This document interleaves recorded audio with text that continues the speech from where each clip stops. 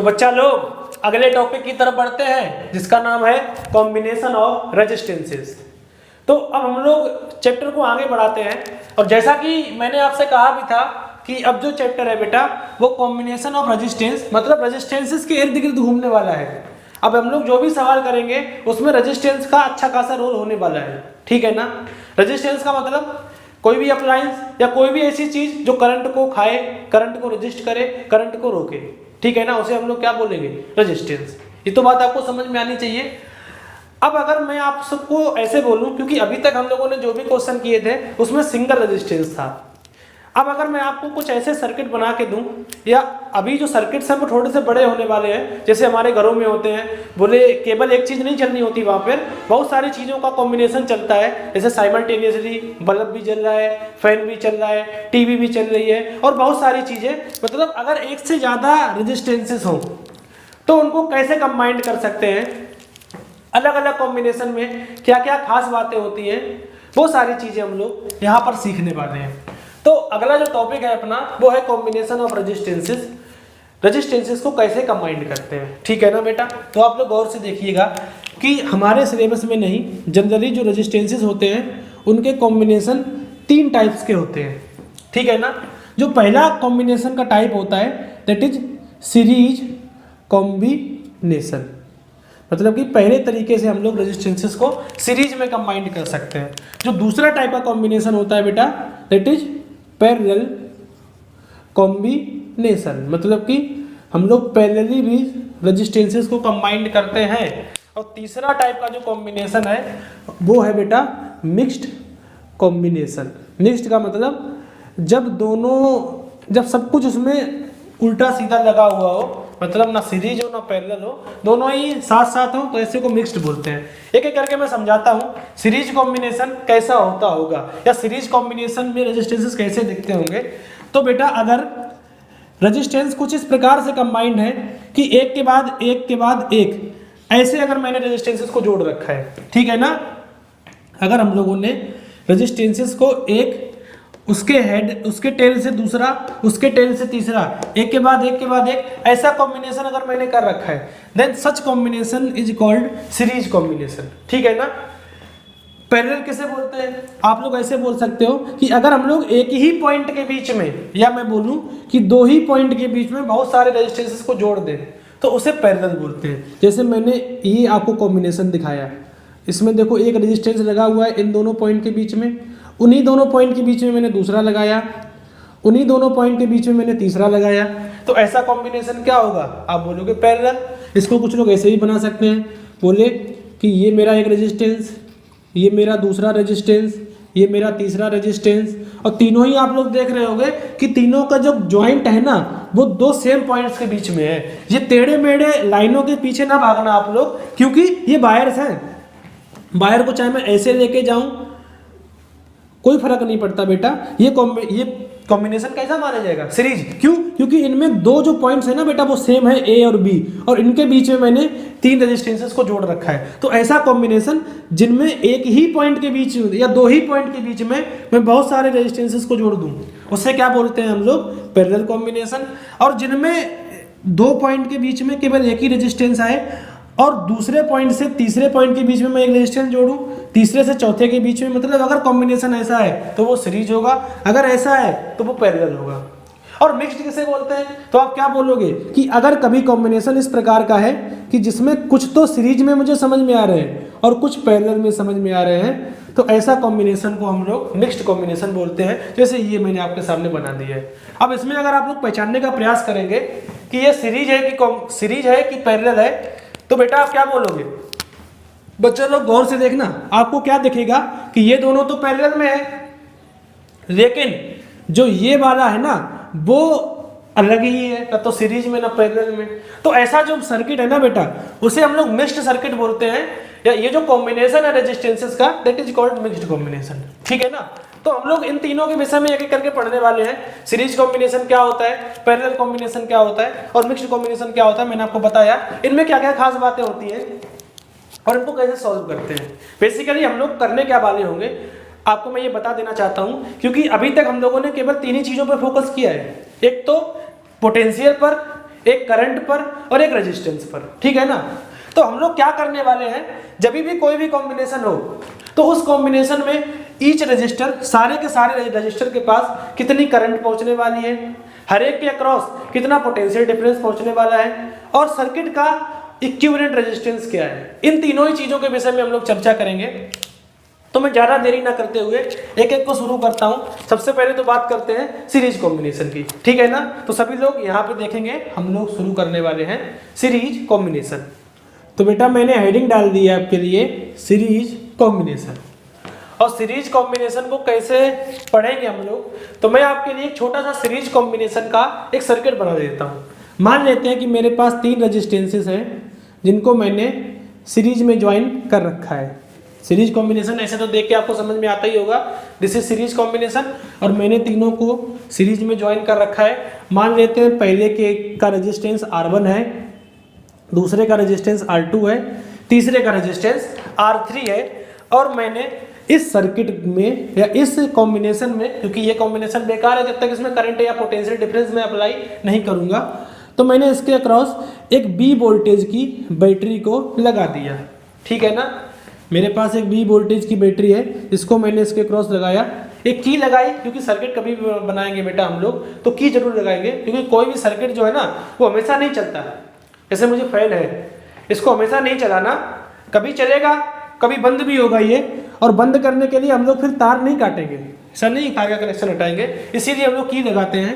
और मैंने यहाँ पर की ओपन कर दी, और जैसे ही हमने की ओपन की तो आपको अब तो समझ में आ ही गया होगा, करंट को या मैं बोलूँ पोटेंशियल डिफरेंस मैंने अप्लाई किया और करंट को चलने का एक रास्ता मिल गया। तो क्या करेगी, करंट चलेगी, यहाँ से यहाँ भागेगी, रास्ते में गुंडा लोग मिलेंगे, लेकिन कोई बात नहीं, जाना तो पड़ेगा ना, धारा तो बहेगी, इसको अपोज किया जाएगा और ये जो है वो घूम घूम के यहाँ पर वापस आ जाएगी, ठीक है ना। बोलो समझ में आ रहा है कि नहीं आ रहा, बहुत अच्छे। सीरीज कॉम्बिनेशन में क्या होता है, गौर से समझना आप लोग। मुझे तीन ही चीजों पे चर्चा करनी है, एक तो करंट का क्या होगा, एक पोटेंशियल डिफरेंस का क्या होगा, और तीसरा इन तीनों के रेजिस्टेंसेस का क्या होगा। सबसे पहली बात कर लेते हैं हम लोग करंट की, ठीक है ना बेटा, कि करंट का क्या होने वाला है। आप लोग मुझे बताओ कि करंट बेसिकली क्या होता है, फ्लो ऑफ चार्जेस। तो फ्लो ऑफ चार्जेस अगर करंट होता है तो जैसे ही यहाँ से करंट अगर आगे बढ़ेगी, मान लेते हैं कि सर्किट में आई करंट फ्लो कर रही है, तो आप क्या बोलोगे कि जितनी करंट यहाँ से निकलेगी, क्या कोई और रास्ता है करंट को जाने के लिए? नहीं है ना। करंट क्या है, फ्लो ऑफ चार्जेस। तो जितने चार्जेस यहाँ से चलेंगे क्या उतने यहाँ नहीं चलेंगे? आप बोलोगे चलेंगे, क्यों चलेंगे? क्योंकि कोई और रास्ता ही नहीं है करंट के जाने के लिए। करंट के जाने का केवल और केवल एक ही रास्ता है। तो मैं क्या बोलूंगा कि अगर सर्किट में करंट जो है वो आई फ्लो कर रही हो, और इस वाले रेजिस्टेंस में मान लेते हैं करंट की वैल्यू I1 है, इस वाले रेजिस्टेंस में मान लेते हैं करंट की वैल्यू I2 है, और इस वाले रेजिस्टेंस में मान लेते हैं करंट की वैल्यू I3 है, क्योंकि अलग अलग रेजिस्टेंसेस में करंट फ्लो करेगी। तो आप क्या बोल सकते हो, आप बोलोगे कि चूंकि ये सीरीज कॉम्बिनेशन है और जाने का रास्ता एक ही है, तो जितनी करंट यहां से पास करेगी उतनी ही तीनों इक्विवेलेंट या तीनों इंडिविजुअल रेजिस्टेंसेस से पास करेगी। मतलब मैं क्या बोल सकता हूं बेटा कि I जो होगा, जो सर्किट की करंट है, वो पहले वाले रेजिस्टेंस से पास होने वाली करंट, दूसरे वाले रेजिस्टेंस से पास होने वाली करंट और तीसरे वाले रेजिस्टेंस से पास होने वाली करंट के बराबर होगा। Means I is equal to I1 is equal to I2 is equal to I3। समझ में आ रहा है ना बेटा? I किसके बराबर होगा? I1 I2 I3 के बराबर होगा। बहुत जबरदस्त, आगे बढ़ते हैं। मतलब मैं क्या बोलूंगा कि अगर मेरे पास कोई भी सीरीज कॉम्बिनेशन है तो आप क्या बोलोगे, करंट जो होगी, current in all the register of series combination is same. मतलब कि सीरीज कॉम्बिनेशन में जितने भी रेजिस्टेंसेस हैं, मैंने यहाँ 3 बनाए, तुम यहाँ 30 बना दो। अगर वो सीरीज में है तो मैं क्या बोलूंगा कि हर एक रेजिस्टेंस से पास होने वाला करंट कैसा होगा, बराबर होगा। बच्चा लोग बड़े गौर से सुनना, मतलब मैं एक बात तो समझ गया कि करंट का क्या होगा। आप बोलोगे जितना करंट पहले से पास करेगा उतना ही दूसरे से, उतना ही तीसरे से और उतना ही सर्किट से। क्यों? क्योंकि सारे सीरीज में है। दूसरी बात करते हैं पोटेंशियल डिफरेंस की, एनर्जी की। और यहाँ पे मुझे क्या देखना है कि जितनी एनर्जी बैटरी ने दी है चार्जेस को, वो किसने ज्यादा खाई या क्या तीनों ने बराबर खाई। जैसे करंट तीनों में सेम हो रहा है, वैसे क्या पोटेंशियल ड्रॉप भी तीनों में सेम हो रहा है, क्योंकि बैटरी ने इस सर्किट को बी वोल्टेज का पोटेंशियल डिफरेंस दिया। मतलब इन दोनों पॉइंट्स के बीच में जो पोटेंशियल डिफरेंस है वो कितने का है, बी वोल्टेज, उसका कितना कितना हिस्सा किसने खाया। ठीक है ना। तो मान लेते हैं कि पहले के अक्रॉस जो पोटेंशियल डिफरेंस है, पहले रेजिस्टेंस के अक्रॉस वो V1 है, और दूसरे के अक्रॉस जो पोटेंशियल डिफरेंस है वो V2 है, और तीसरे के अक्रॉस जो पोटेंशियल डिफरेंस है वो V3 है। पोटेंशियल डिफरेंस का मतलब क्या है, एनर्जी लॉस। इतनी एनर्जी प्रोवाइड कर रहा है सर्किट को, जो बैटरी है this is the energy provider, और इसने बी वोल्ट की एनर्जी प्रोवाइड की। तो किस किस ने कितनी कितनी एनर्जी को लूज किया है, या किस किस ने कितना कितना पोटेंशियल ड्रॉप किया है, किसने कितना पोटेंशियल डिफरेंस खाया है। तो मान लेते हैं पहले वाले ने V1, दूसरे वाले ने V2, तीसरे वाले ने V3। और आपको समझ में आ रहा होगा कि जितनी एनर्जी इसने दी तीनों बराबर नहीं खा सकते। ऐसा नहीं कि इसने V वोल्ट पोटेंशियल डिफरेंस दिया तो इसके पास भी V वोल्ट पहुंच गया, इसके पास भी V वोल्ट पहुंच गया, और इसके पास भी V वोल्ट पहुंच गया। ऐसा नहीं हो सकता। तो आप क्या बोलोगे कि जितना पोटेंशियल ड्रॉप बैटरी के क्रॉस होगा और जितना इन तीनों के क्रॉस होगा, सिंपली आप बोलोगे कि जो नेट पोटेंशियल ड्रॉप है across the battery that is equal to B1 plus B2 plus B3। मतलब कि जो पोटेंशियल डिफरेंस है तीनों के क्रॉस, उन तीनों का समेशन बैटरी के पोटेंशियल डिफरेंस के बराबर होगा। मैं ऐसा नहीं बोलूंगा B जो है B1 B2 B3 के बराबर नहीं होगा। सीरीज कॉम्बिनेशन में बेटा हमेशा ध्यान रखना कौन सेम रहता है, आप बोलोगे करंट। कौन सी चीज डिफरेंट रहती है, आप बोलोगे पोटेंशियल डिफरेंस। और कैसे उसको हम लोग जस्टिफाई कर सकते हैं, तो आप बोलोगे कि जो बैटरी के क्रॉस पोटेंशियल डिफरेंस होता है, that potential difference across battery is equal to the summation of potential difference across all the three resistances। ठीक है ना बेटा। तो यहाँ पे हम लोग क्या बोलेंगे, सिंपली मैं इस पॉइंट को भी लिख देता हूं, और ये दोनों पॉइंट आपको बहुत अच्छे से समझ में आने चाहिए। द पोटेंशियल रेजिस्टेंसेस, ठीक है ना, जितने भी रेजिस्टेंसेस हैं उनके अक्रॉस जितना भी पोटेंशियल ड्रॉप हो रहा है वो सारा पोटेंशियल ड्रॉप बैटरी के पोटेंशियल के बराबर होगा। V is equal to B1 plus B2 plus B3। ठीक है ना। मतलब दो चीजों को हम लोगों ने क्लियर कर लिया है। मैंने कॉम्बिनेशन की शुरुआत करते वक्त आपसे कहा था कि कोई भी सर्किट हो, मुझे तीन ही चीजों पर फोकस करना है। एक तो करंट, दूसरा पोटेंशियल डिफरेंस, और तीसरा रेजिस्टेंस। हम लोगों ने करंट के विषय में चर्चा कर ली। अगली चीज आती है इक्विवेलेंट रेजिस्टेंस। मतलब रेजिस्टेंस का क्या होगा, या मैं अच्छे से आपसे पूछूं, अगर मैं अच्छे से बोलूं तो मैं क्या कहना चाहता हूं कि अगर मैं इन तीनों को हटा दूं और इसकी जगह पर मैं एक कोई रेजिस्टेंस लगाना चाहूं जो बिल्कुल इन तीनों के जैसा बिहेवियर शो करे, उस रेजिस्टेंस की वैल्यू कितनी होगी ये मैं निकालना चाहता हूं। मतलब अगर मैं आपको आज के बाद बोलूं कि बताओ इस सर्किट का व्हाट इज इक्विवेलेंट रेजिस्टेंस, तो इक्विवेलेंट का मतलब क्या है कि जितने भी रेजिस्टेंसेस लगे हुए हैं सबको हटाने के बाद ऐसा कौन सा रेजिस्टेंस होगा जो मैं वहां लगा दूं कि करंट की और पोटेंशियल ड्रॉप दोनों की वैल्यू सेम आ जाए। मतलब जितनी करंट अभी पास कर रही है उतनी करंट तभी भी पास करे जब मैं एक रेजिस्टेंस लगाऊं। ऐसा रेजिस्टेंस कौन सा होगा, and that is called equivalent resistance. जैसे इक्विवेलेंट का मतलब क्या है कि मेरे पास जैसे 5 बोरी गेहूं है, 5 बोरी व्हीट है, और मैं आपसे कहूं कि इन 5 के इक्विवेलेंट व्हीट मुझे दे दो, तो इक्विवेलेंट का मतलब क्या है, जितना वेट पांचों में है उन पांचों के बराबर वेट का अगर मैं आपको व्हीट दूंगा तो वो जो व्हीट है वो इनके इक्विवेलेंट है। कहने का मतलब वो क्या हुआ कि इन पांचों को हटाओ, उस एक को लाओ, और जितना मटेरियल इनमें है उतना ही उसमें भी होगा।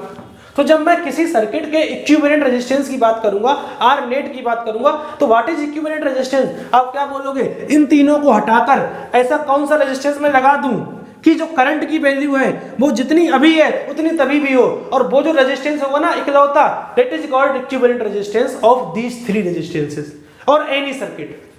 समझ में आ रहा है ना इक्विवेलेंट रेजिस्टेंस क्या होता है। तो अगर मुझे इस केस में इक्विवेलेंट रेजिस्टेंस निकालना हो तो मैं कैसे निकालूंगा, तो बेटा हम लोग अब क्या करने वाले हैं, नेट रेजिस्टेंस निकालने वाले हैं। और अभी तक हम लोग क्या जान चुके हैं कि जो करंट होगी वो सेम रहेगी। तो मैं इसको यहां लिख देता हूं, I is equal to I1 is equal to I2 is equal to I3, और जो V होगा that is equal to V1 plus V2 plus V3।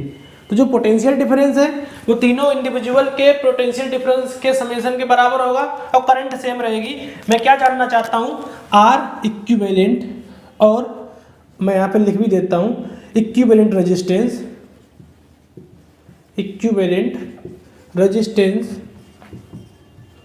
Of the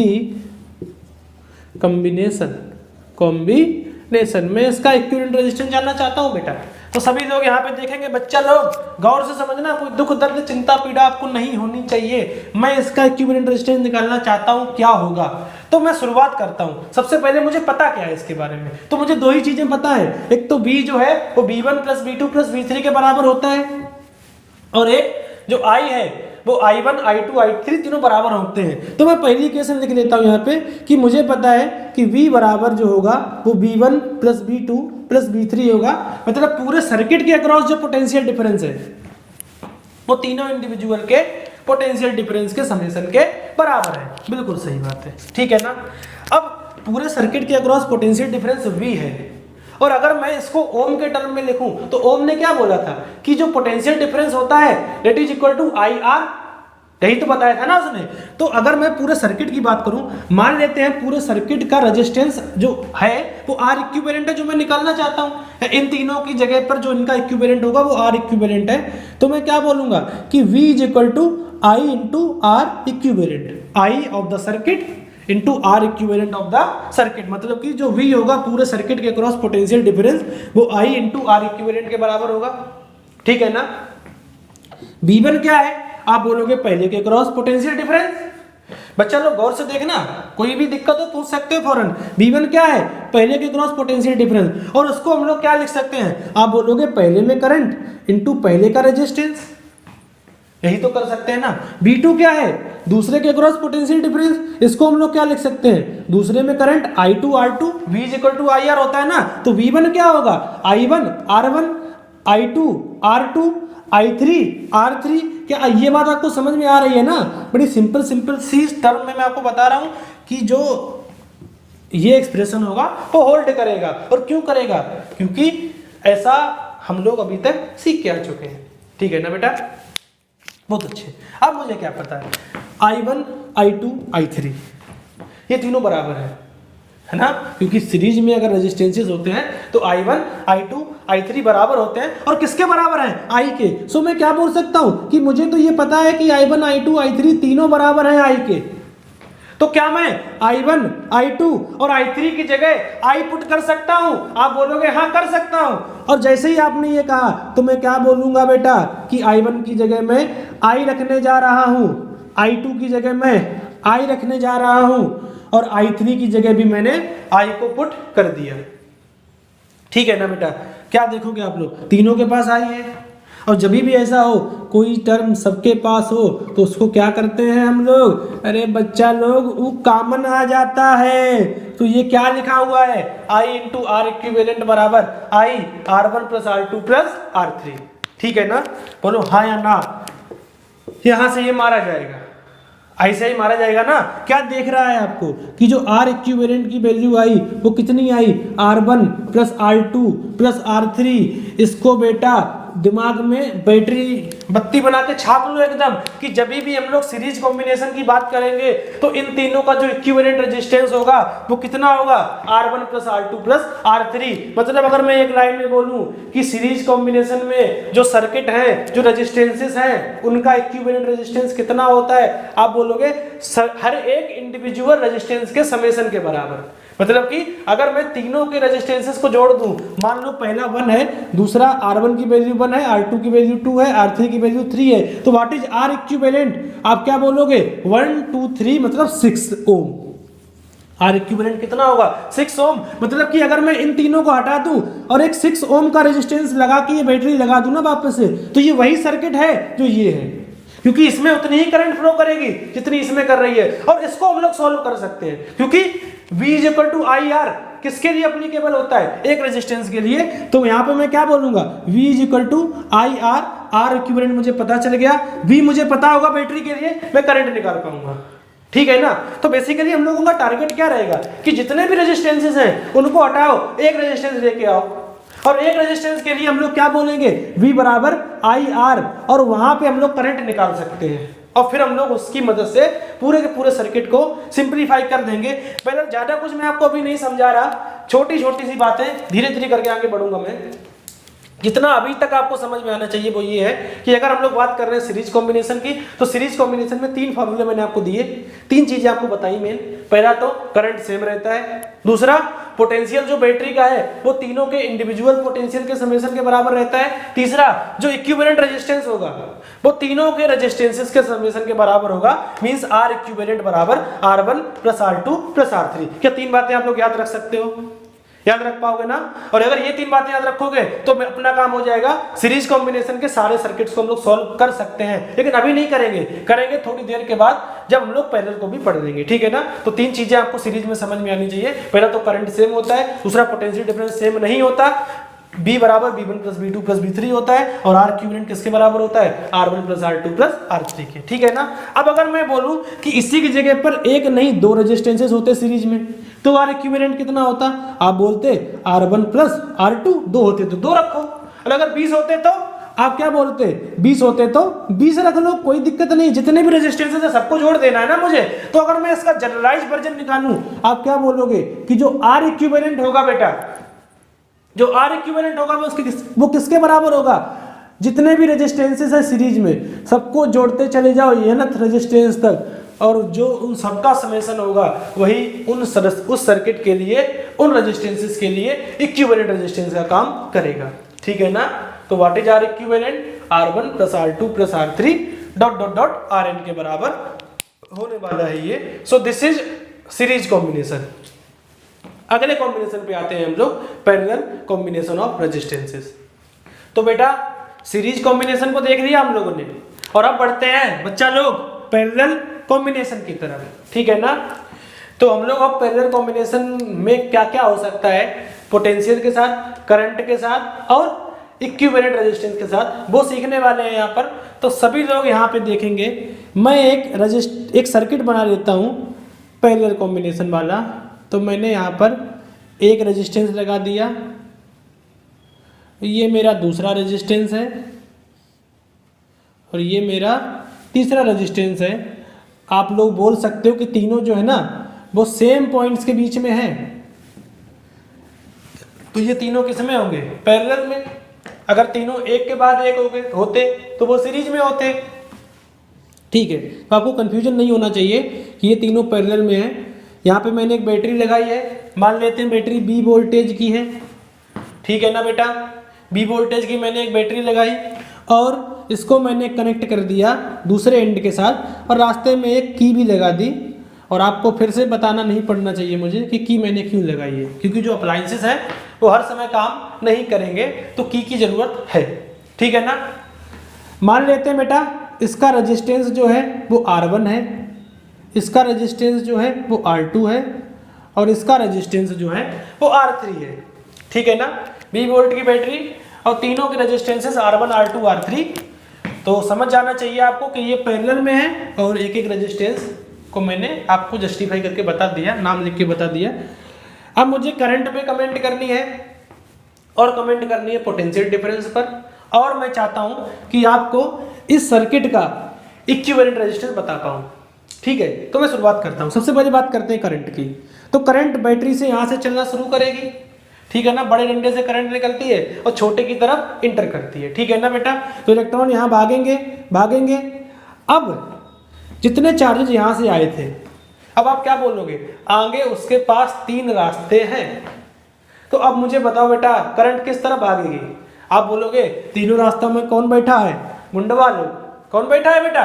गुंडा लोग। तो करंट किस तरफ जाएगी? आप क्या बोलोगे कि बोलो जिधर गुंडा कम है उधर ज्यादा करंट भागेगी, जिधर गुंडा ज्यादा है उधर कम करंट भागेगी। सीधी सी बात है ना, ध्यान रखना बेटा। तो ये भी एक बड़ी इंपॉर्टेंट बात बताने जा रहा हूं मैं आपको कि करंट हमेशा उस रास्ते को चूज करती है, करंट हमेशा उस रास्ते की तरफ जाती है जिस रास्ते का रेजिस्टेंस कम होता है। जहां पर रेजिस्टेंस ज्यादा है वहां पर करंट कम जाती है, ये ध्यान रखना आपको। तो यहां पर करंट के 3 रास्ते हैं। मैं क्या बोलूंगा कि करंट जो है वो बढ़ जाएगी, करंट जो है वो बढ़ जाएगी। मान लेते हैं कि इस वाले हिस्से में करंट पहुंची I1, इस वाले हिस्से में करंट पहुंची I2, और इस वाले हिस्से में करंट पहुंची I3। जैसे समझ सकते हो आप लोग कि मैंने यहां से 100 इलेक्ट्रॉन को भगा दिया, तो 100 जो है ना, 100 के 100 तीनों दिशा में अलग अलग बिखर जाएंगे। गुंडे लोगों को सफाया जो करना है ना, तीनों से लड़ना है, तो एक तरफ जाएंगे तो फिर तो नहीं हो सकता ना ये सब कुछ। तो तीनों तरफ करंट के पास 3 रास्ते हैं, करंट डिवाइड हो जाएगी।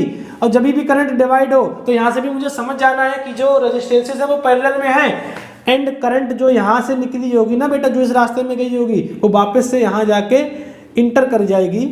और ये देखो करंट जो है वो इस रास्ते से होती हुई, इस रास्ते से होती हुई, मैं इसको क्लोज कर देता हूँ और यहाँ पर वापस आ जाएगी। ठीक है ना, ये होगा पूरा करंट का रास्ता। कुछ सवाल जो आपके जहन में आएंगे मैं उनका एक एक करके जवाब देता हूँ। ठीक है ना, सबसे पहली चीज, करंट के साथ क्या होगा? तो आप क्या बोलोगे कि पिछली बार जो करंट थी ना उसके पास एक ही रास्ता था, और एक ही रास्ता था तो करंट सेम थी। इस बार करंट के पास कितने रास्ते हैं? 3 रास्ते, और 3 रास्ते हैं तो आप क्या बोलोगे कि जितनी करंट आ रही है ना वो तीनों में डिवाइड हो गई।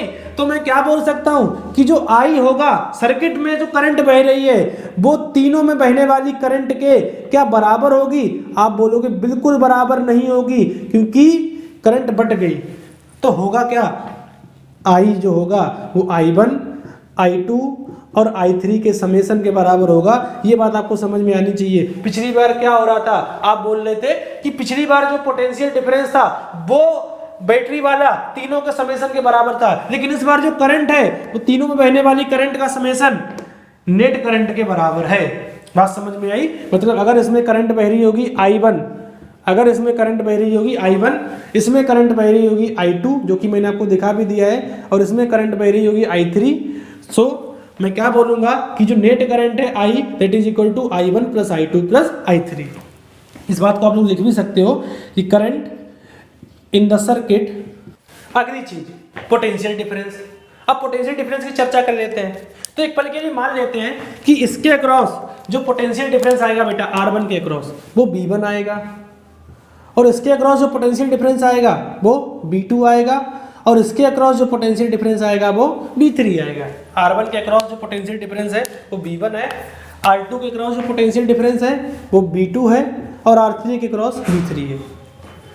अब मुझे आप लोग बताओ कि जो R1, R2, R3 है क्या वो तीनों बैटरी से कनेक्टेड नहीं है? गौर से देखना बेटा, ये जो R1 रेजिस्टेंस है ना ये सीधा का सीधा दूसरा बैटरी से कनेक्ट है। जो R2 रेजिस्टेंस है वो भी सीधा का सीधा बैटरी से कनेक्टेड है, और जो R3 रेजिस्टेंस है ना बेटा वो भी सीधा बैटरी से कनेक्टेड है, बीच में कोई रेजिस्टेंस नहीं है। जब हम लोग बात कर रहे थे ना पैरेलल की, तो वहां पर दोनों रेजिस्टेंसेस जो थे वो सीधे बैटरी से कनेक्ट नहीं थे। एक का एक एंड बैटरी से कनेक्ट था, दूसरे का दूसरा एंड कनेक्ट था। तो मैंने क्या बोला था कि जो पोटेंशियल डिफरेंस होगा बैटरी का वो दोनों को कुछ कुछ मिलेगा, दोनों में डिवाइड हो जाएगा, और जो दोनों का समेशन होगा वो बैटरी के पोटेंशियल डिफरेंस के बराबर होगा। अब इस बार सभी के सभी डायरेक्ट बैटरी से जुड़े हैं। ऐसे समझ सकते हो आप लोग कि बैटरी के 2 नखे हैं, मैंने एक पंखा लगा दिया, उसी 2 नखों से एक बल्ब जला रहा हूं, और उन्हीं 2 नखों से कुछ और लगा दिया मैंने। तो तीनों के तीनों जब बैटरी से डायरेक्ट कनेक्टेड होंगे तो मैं क्या बोलूंगा कि जितना बैटरी का पोटेंशियल डिफरेंस होगा वही तीनों को मिलेगा। मतलब आप क्या बोलोगे कि पिछली बार जो पोटेंशियल डिफरेंस था वो सेम नहीं था, वो समेशन के बराबर था। इस बार ऐसा नहीं होगा। इस बार आप क्या बोलोगे, B बराबर B1 बराबर B2 बराबर B3 की जो पोटेंशियल डिफरेंस होता है हर एक रेजिस्टेंस के अक्रॉस पैरेलल में वो नेट पोटेंशियल डिफरेंस के बराबर होता है। ये बिल्कुल उल्टा हो गया। सीरीज में क्या था, करंट सेम थी, पोटेंशियल डिफरेंस सम के बराबर था। इस बार क्या हुआ, करंट जो है वो समेशन के बराबर है, और जो पोटेंशियल डिफरेंस है वो तीनों के पोटेंशियल डिफरेंसेस के बराबर है। और ध्यान रखना बेटा कि जो पैरेलल कॉम्बिनेशन होता है, अपने जो डोमेस्टिक सर्किट बने होते हैं ना, जो घरों में बने होते हैं, उनमें भी हम लोग पैरेलल कॉम्बिनेशन का यूज करते हैं। क्यों? क्योंकि अपने जितने भी अप्लायंसेस होते हैं वो सारे 220 वोल्ट पर काम करते हैं, और अगर सबको 220 वोल्ट चाहिए तो मैं क्या बोलूंगा कि सारे के सारे सीधे सोर्स से कनेक्ट होने चाहिए।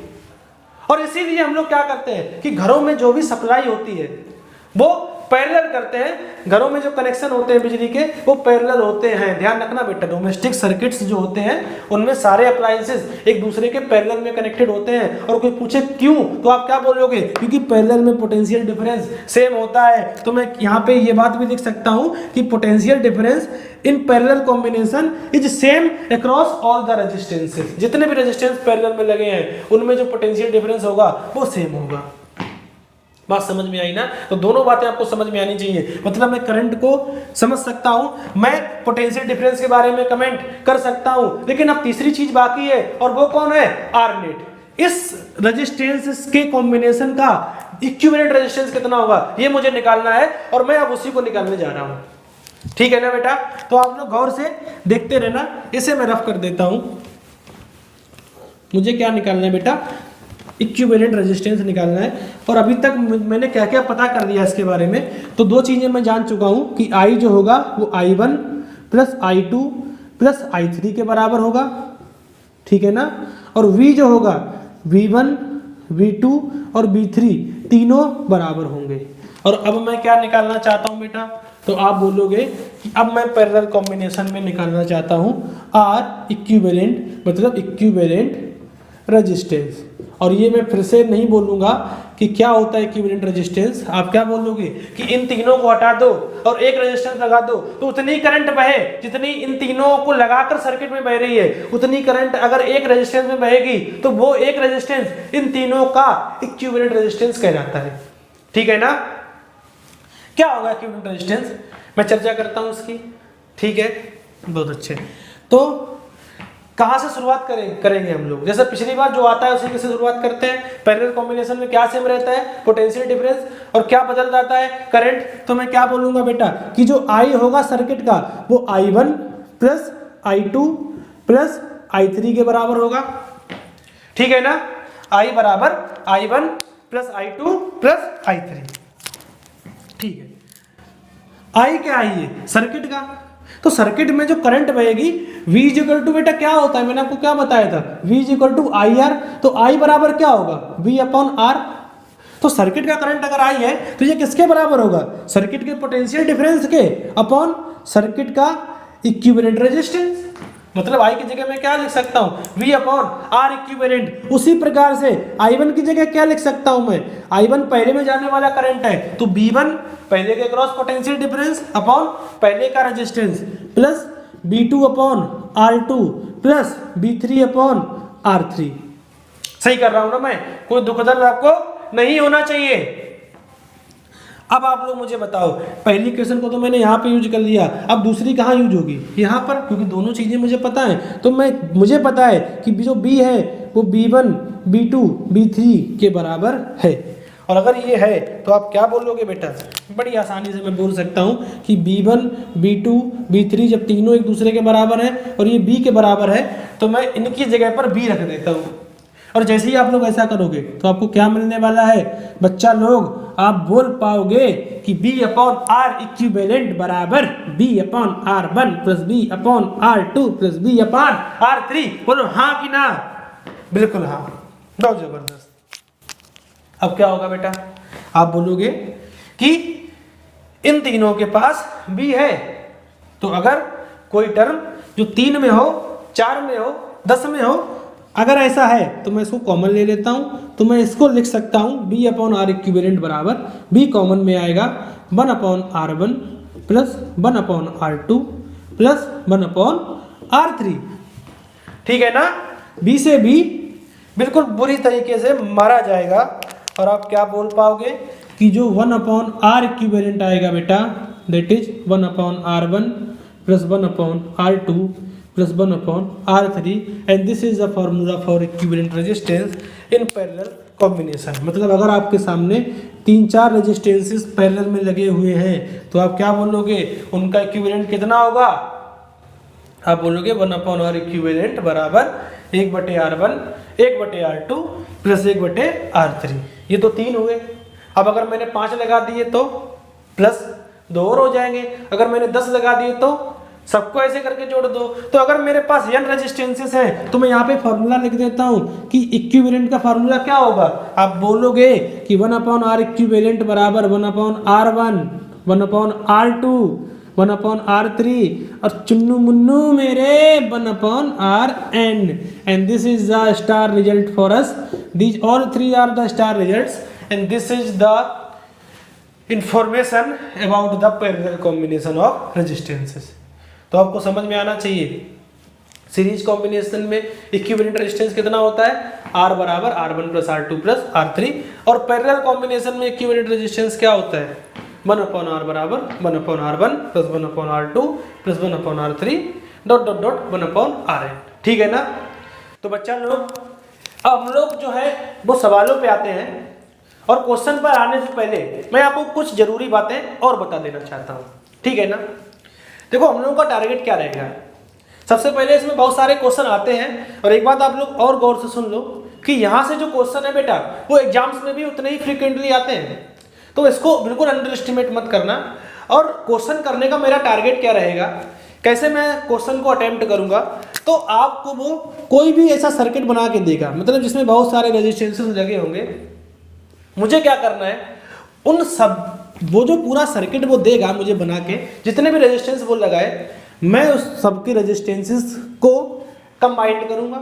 मैं क्या करूंगा, उन सारे रेजिस्टेंसेस का इक्विवेलेंट रेजिस्टेंस निकालूंगा और सर्किट को सिंपलीफाई कर करके सभी रेजिस्टेंसेस को हटा के उसको एक तक लेके आऊंगा, क्योंकि अगर मेरे पास एक रेजिस्टेंस है तो मैं सॉल्व कर सकता हूं। देखो मैं आपको क्या बताना चाहता हूं बेटा, गौर से सुनना। जैसे मैंने आपको सबसे पहला छोटा सा क्वेश्चन दिया, मैंने कहा कि मेरे पास एक सर्किट है जो कि कुछ ऐसा दिख रहा है जिसमें एक रेजिस्टेंस है और ये है 10 ओम का, और मैंने यहाँ पर बैटरी लगा दी है 20 वोल्ट की। आपसे पूछा बताओ इसमें करंट कितना फ्लो करेगा। ठीक है ना। तो आप क्या करोगे, अच्छा यहाँ पे दो डिवाइसेस के बारे में मैं आपको और बताना चाहता हूँ। ठीक है, जो एक डिवाइस होता है बेटा दैट इज अमीटर, वैसे मैं इसकी चर्चा कर चुका हूँ, लेकिन अभी जब आप सीरीज कॉम्बिनेशन ये दोनों पढ़ चुके हो तो फिर मैं आपको इसको एक बार फिर से रिपीट कराना चाहता हूँ। एक होता है ammeter and one is volt meter. ठीक है ना। ये दो डिवाइसेस हैं जिनके बारे में आपको पहले से ही जानकारी है, मैं उसको वापस से बताना चाहता हूँ। अगर आपको याद हो तो मैंने बताया था आपको कि अमीटर क्या होता है बेटा, अमीटर ऐसा डिवाइस होता है जो किसे मेजर करता है, आप क्या बोलोगे बेटा, करंट को, और उसी प्रकार से जो वोल्ट मीटर होता है वो मेजर करता है पोटेंशियल को, किसे, पोटेंशियल डिफरेंस को। बात समझ में आई। अमीटर का सिंबल क्या हुआ करता था, आप बोलोगे कि कुछ इस प्रकार से मीटर को हम लोग बनाते थे, और वोल्ट मीटर का सिंबल भी कुछ ऐसा ही हुआ करता था। यहाँ पे ध्यान देने वाली बात यह है बेटा कि अमीटर जो है, मैंने आपसे यहाँ पे करंट पूछा है, अगर मैं करंट ना पूछता, और इसको पूछने का एक और तरीका भी हो सकता है, मैं यहाँ पर एक अमीटर लगा दूं और आपसे पूछूं बताओ मीटर की रीडिंग क्या है। कहने का मतलब अगर मैं आपसे चाहूंगा तो करंट भी पूछ सकता हूं, लेकिन अगर मैं किसी वायर में अमीटर लगा दूंगा और मैंने उस अमीटर की रीडिंग पूछी, तो इसका मतलब क्या है कि आपको उस आर्म से, उस वायर से जाने वाले करंट के बारे में बताना है। तो अमीटर का मतलब क्या होता है, this is a device which measures the current, और इसको हम लोग सर्किट में लगा सकते हैं, और जब भी आपसे वो अमीटर की रीडिंग पूछे, इसका मतलब क्या है कि आपको इस वायर से जाने वाले करंट के बारे में बताना है। अच्छा, अमीटर में हमेशा एक खास बात होती है कि अमीटर को हम लोग हमेशा कहाँ लगाते हैं, सीरीज में। ध्यान रखना बेटा, अमीटर जो है that is always connected into series. और सीरीज में इसको क्यों लगाते हैं बेटा, तो मैंने आपको पहले भी बताया था कि करंट जो है वो वायर से जब पास करेगी, तो अगर मुझे अमीटर से इसको मेजर करना है तो अमीटर में से करंट होके जानी चाहिए कि नहीं जानी चाहिए, जानी चाहिए ना। अगर मैं इसको पैरेलल में लगाऊं अमीटर को, आप क्या बोलोगे कि अमीटर जो होगा वो पैरेलल में लगा होगा तो बहुत सारी करंट जो है मीटर से पास नहीं करेगी, क्योंकि करंट को दो रास्ते मिल जाएंगे, एक ये वाला और एक ये वाला, तो जितनी करंट इससे पास करेगी हम लोग उतनी मेजर कर पाएंगे।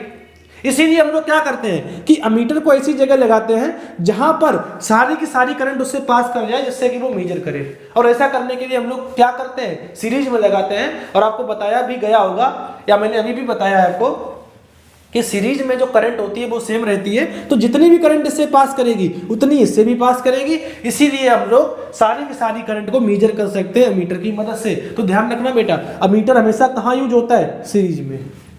और इसका एक और रीजन है, ये तो मैंने इसका रीजन बताया आपको, अमीटर सीरीज में लगता है। और इसका एक और रीजन है, दूसरा रीजन क्या है बेटा? अमीटर का रेजिस्टेंस बहुत कम होता है। अमीटर का जो रेजिस्टेंस होता है ना बेटा, वो बहुत कम होता है। और कम बनाने के पीछे का रीजन क्या है कि अमीटर जो है वो ज़्यादा पोटेंशियल को खाए ना। मतलब अमीटर से मैं ये नहीं चाहता कि बहुत सारी बिजली को खा ले, बहुत सारी बिजली खाएगा तो लफड़ा पड़ जाएगा, इसीलिए अमीटर का रेजिस्टेंस हम लोग कम रखते हैं। और अगर मैंने इसको पैरेलल में लगाया, अगर मैंने अमीटर को पैरेलल में लगाया बेटा, तो आप क्या बोलोगे कि करंट जो यहाँ से जाएगी उसे अब एक ऐसा रास्ता मिल गया जिसमें गुंडे नहीं है या बहुत कम है। जो यहां से करंट चल रही होगी उसके पास यहाँ पे दो रास्ते हैं, एक में गुंडे लोग बैठे हैं और एक में गुंडे नहीं बैठे, क्योंकि अमीटर लगा है और अमीटर का रेजिस्टेंस कम होता है। तो करंट क्या करेगी? आप बोलोगे सारी करंट यहां से पास कर जाएगी और ये जो रेजिस्टेंस है उसके पास करंट पहुंचेगी ही नहीं। ये भी ध्यान रखना आप लोग। अमीटर को सीरीज में लगाने का सबसे बड़ा रीजन क्या है कि अमीटर का जो रेजिस्टेंस होता है ना बेटा, वो बहुत कम होता है। अगर आप इसको पैरेलल में लगाओगे तो सारी करंट अमीटर से पास कर जाएगी, ये रेजिस्टेंस जो है वो सिग्निफिकेंस उसका नहीं रहेगा, क्योंकि यहाँ से करंट ही नहीं जा रही, तो ये अप्लायंस काम नहीं करेगा, भले कोई भी हो। समझ में आया? तो अमीटर को हम लोग हमेशा सीरीज में लगाते हैं। और उसी बिहाफ पे मैं आपसे बोल सकता हूँ कि जो वोल्ट मीटर है इसको हमेशा पैरेलल में लगाते हैं। और कहाँ पे पैरेलल में लगाएंगे? जैसे मैंने आपसे कहा कि आपको इन दोनों पॉइंट के बीच का पोटेंशियल डिफरेंस मेजर करना है, तो मैं क्या करूंगा? इनके बीच में वोल्ट मीटर लगा दूंगा, ठीक है ना? क्योंकि वोल्ट मीटर क्या करता है? पोटेंशियल डिफरेंस मेजर करता है, और पोटेंशियल डिफरेंस हमेशा दो पॉइंट्स के बीच में ही तो होगा। तो वोल्ट मीटर जो है ना वो दो पॉइंट्स के बीच में ही लगता है हमेशा। तो आपको जिस भी रेजिस्टेंस के अक्रॉस पोटेंशियल डिफरेंस चाहिए होगा, मैं अगर वहां पे एक वोल्ट मीटर लगा दूं पैरेलल में, तो वो वही बात है कि मैं आपसे पूछूं बताओ इसके अक्रॉस कितना पोटेंशियल डिफरेंस है, और मैंने चाहे वोल्ट मीटर लगा दिया और चाहे ये पूछ लिया कि बताओ इसके अक्रॉस कितना पोटेंशियल डिफरेंस है, वो दोनों बातें एक ही हैं, क्योंकि वोल्ट मीटर इसके अक्रॉस पोटेंशियल डिफरेंस ही मेजर करता है। तो दोनों बातें आपको समझ में आनी चाहिए। अमीटर करंट मेजर करता है, अच्छा वोल्ट मीटर का रेजिस्टेंस बहुत ज्यादा होता है, ये भी आपको ध्यान रखना है, ठीक है ना?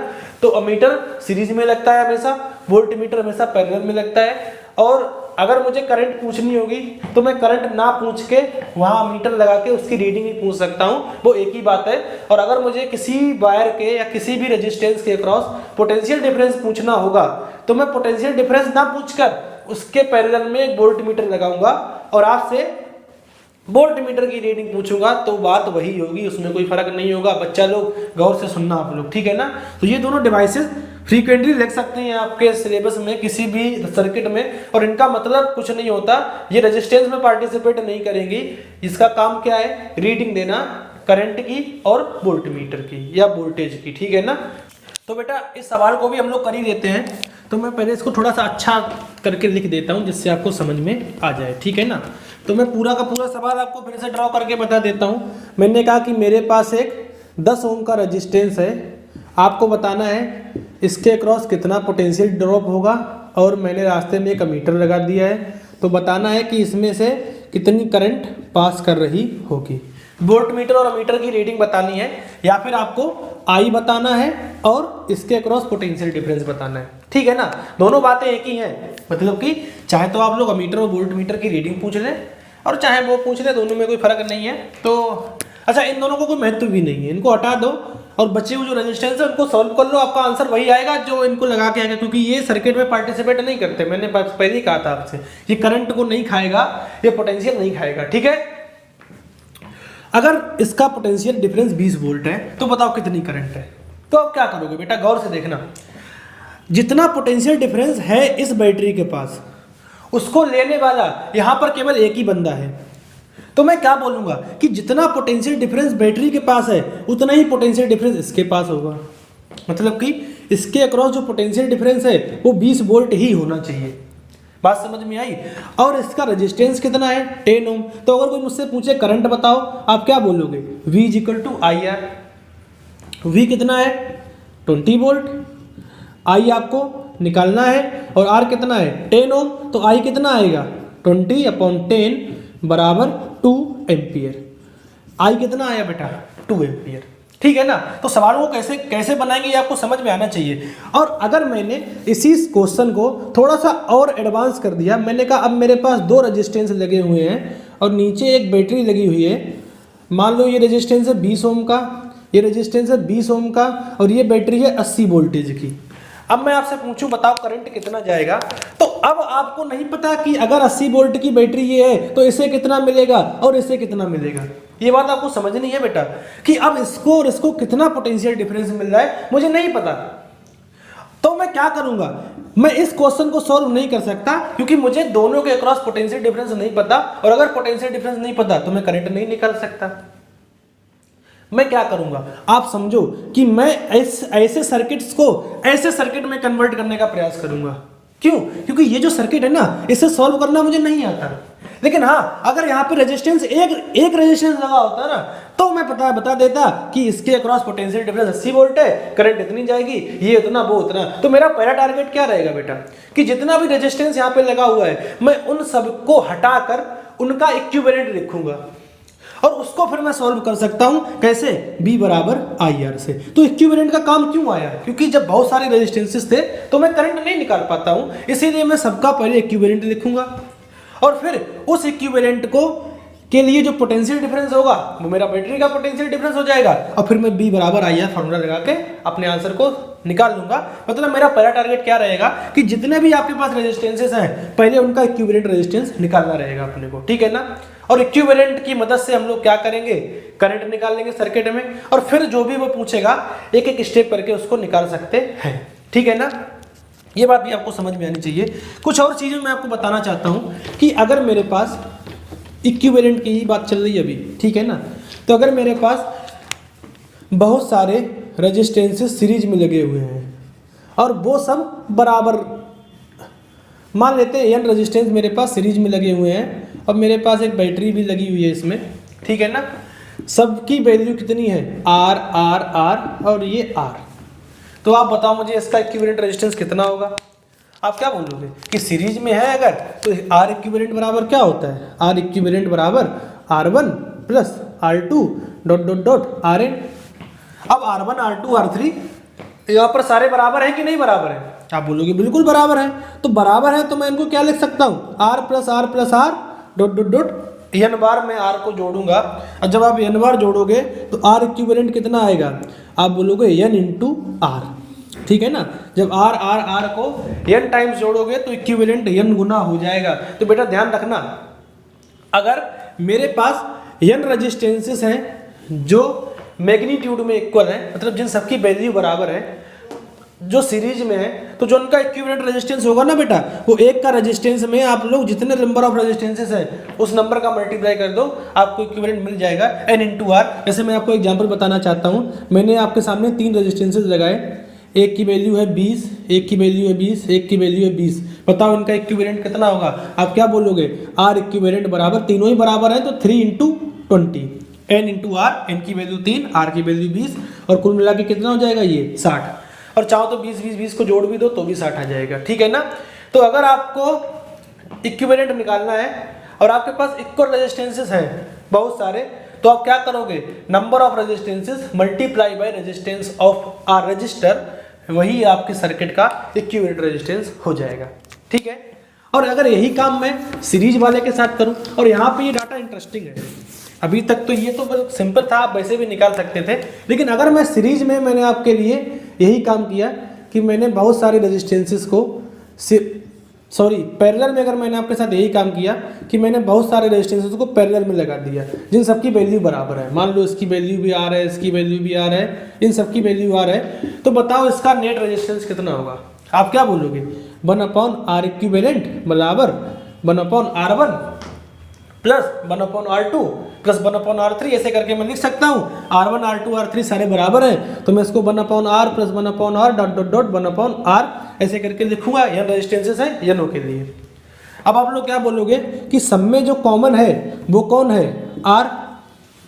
तो मैंने सब में जो एलसीएम है वो R है, तो मैंने R एलसीएम ले लिया और ऊपर क्या आएगा? 1 प्लस 1 प्लस 1 n तक मैं एक एक को जोड़ूंगा। तो एक जब मैं n बार जोड़ूंगा बेटा तो इसका आंसर क्या आएगा? आप बोलोगे n। भाई 1 को 2 बार जोड़ो तो 2 आता है, 10 बार जोड़ो तो 10 आता है, तो अगर 1 को मैं n बार जोड़ूंगा तो मेरा आंसर n ही आएगा। तो ये n upon r, 1 upon r equivalent. So r equivalent कितना होगा? आप बोलोगे r बाई n। ध्यान रखना बेटा कि जब अगर रेजिस्टेंसेस पैरेलल में लगे हुए हैं, n रेजिस्टेंसेस जिनकी वैल्यू सेम है, तो जो इक्विवेलेंट होता है वो n टाइम्स या अपॉन n हो जाता है, और अगर वो सीरीज में लगे हुए हैं तो इनटू n हो जाता है। जैसे मैंने आपसे बोला कि मेरे पास एक सर्किट है जिसमें ये है 20 ओम का, ये है 20 ओम का, और ये भी है 20 ओम का। ऐसे मैंने 4 रेजिस्टेंस लगाए जो 20-20 ओम के हैं। बताओ इक्विवेलेंट कितना होगा? आप क्या बोलोगे? R इक्विवेलेंट बराबर R अपॉन n, क्योंकि चारों बराबर है तो मैंने एक का रेजिस्टेंस की वैल्यू दी, अपॉन 4 किया, और इसका जो इक्विवेलेंट होगा वो 5 ओम आ जाएगा। ठीक है ना? तो ये इंपॉर्टेंट फार्मूला है कि अगर इक्वल रेजिस्टेंसेस पैरेलल में है तो जितने रेजिस्टेंसेस हैं उसको डिवाइड कर दो, आपको इक्विवेलेंट मिल जाएगा। R equivalent is equal to R upon n। अगर वो सीरीज में है तो जितने रेजिस्टेंसेस हैं उसका मल्टीप्लाई कर दो, आपको इक्विवेलेंट मिल जाएगा। ठीक है ना? इसका यूज करेंगे हम लोग सवाल को जल्दी सॉल्व करने के लिए।